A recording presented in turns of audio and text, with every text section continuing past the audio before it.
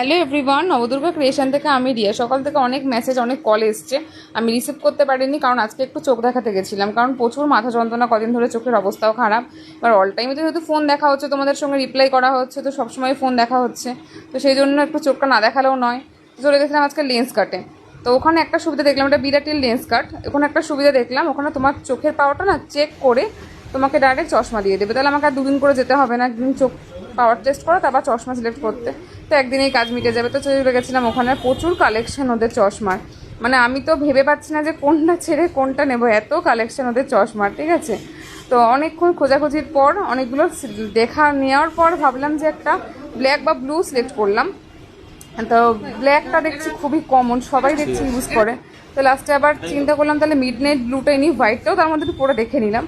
তারপরে যে লাস্টে ব্ল্যাকটা পরলাম, ওটাই নিলাম। তো কেমন লাগছে আমাকে বলো, আর পেজটা অবশ্যই ফলো করো।